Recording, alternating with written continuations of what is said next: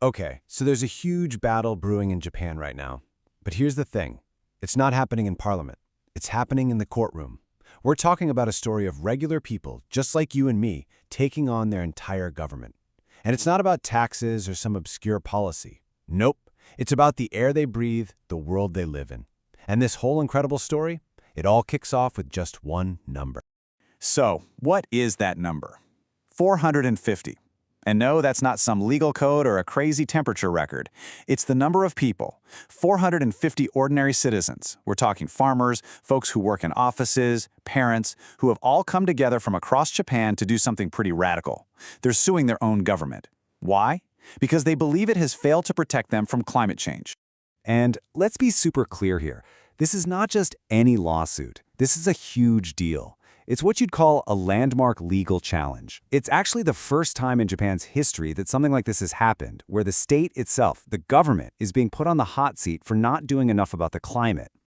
All right, so let's break down the basics of this case. You've got about 450 people from all over the country suing the central government. Now, they are asking for financial compensation, sure, but the really unique part, the game changer here, is who they're suing. See, in the past, lawsuits like this in Japan have always targeted private companies. This is the very first time that citizens are pointing the finger directly at the state and saying, hey, the buck stops with you. So you might be wondering, what could possibly push so many people to take such a huge step? Well, the answer isn't hidden in some dusty old law book. It's right there in the weather forecast. This whole lawsuit is a direct reaction to something very real, something they can feel: Japan's insane record-breaking heat. I mean, just think about this for a second. Japan just went through its hottest summer since they started keeping records way back in 1898. That's over 125 years ago. For the people actually living there, this isn't just some news headline they scroll past. It's a dangerous new reality, and it's exactly what's fueling this massive legal fight. And the lawsuit lays out the consequences in really stark terms. The plaintiffs are arguing that this extreme heat is causing direct, tangible harm. We're talking about a higher risk of heat stroke, especially for people who work outside or for kids. It means workers are less productive. It means crops are getting damaged, which leads to real financial losses. For them, this is a direct attack on their lives and their ability to make a living. Okay, so this all leads us to the absolute heart of their legal argument, and it's a constitutional one. What these citizens are saying is that by failing to set strong enough climate targets, the government is actually violating their fundamental rights. The rights to life, health, and just general well-being that are protected by the Constitution. And this is where you can really see the clash. On one side, you have the plaintiffs. They're demanding that Japan's emission targets line up with the Paris Agreement's goal, that big one, keeping warming to 1.5 degrees Celsius. On the other side, you have Japan's current targets, which are, a 60% cut by 2035 and 73% by 2040. The whole point of the lawsuit is that while those government numbers might sound pretty good on paper, they just don't cut it when you look at the actual scale of the problem. And here's the real kicker. From a legal perspective, the lawsuit is going after a huge weak spot in the government's position. Get this, Japan's current emission targets, they aren't actually legally binding, not under their own laws. They're basically just promises with no real teeth to back them up.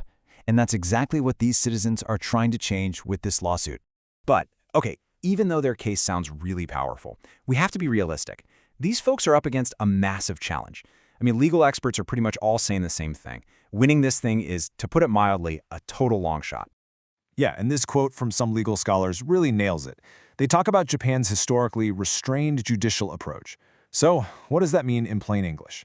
Basically, the courts there are usually super reluctant to make any big rulings that would force the government's hand on major policies. And that reluctance from the judges, that's the single biggest hurdle they're facing. Traditionally, Japanese courts have looked at issues like this and said, you know what, that's a political question. That's for the government to figure out, not us. So to actually win, these plaintiffs have to somehow convince the court to break with decades and decades of tradition. It's a huge ask. Okay, so if winning is such a long shot, you might be asking, why does this even matter? That's a great question, because the importance of this case goes way beyond whatever the final verdict is. Win or lose, we've got to look at the global ripple effect it's already creating. Really, the biggest power of this lawsuit is that it's forcing a national conversation. It just is. By dragging the government into court, these citizens are putting Japan's climate policies under a giant microscope. It's bringing a level of public scrutiny that, honestly, news headlines and even street protests just can't always achieve. And what's so important to remember is that this isn't just happening in a bubble. Japan is now part of this growing global trend. Look at Germany. Their constitutional court has already ordered the government to beef up its climate laws. You've got similar cases popping up in South Korea. So this lawsuit really puts Japan right in the middle of a worldwide movement that's demanding climate accountability through the legal system. And this last point really gets right to the core of it all. This lawsuit, it's become this powerful symbol, a symbol of the mounting pressure on Japan, and really on governments all over the world, to make sure their climate policies match up not just with international deals, but with their basic constitutional duty to protect their own people. So, all of this leaves us with a really big unanswered question, right? As more and more citizens around the world start turning to the courts like this, they're forcing a kind of fundamental reckoning. How are governments going to balance their own established policies and all that legal precedent with the basic well-being of the people they're supposed to protect, especially in a world that's changing so fast?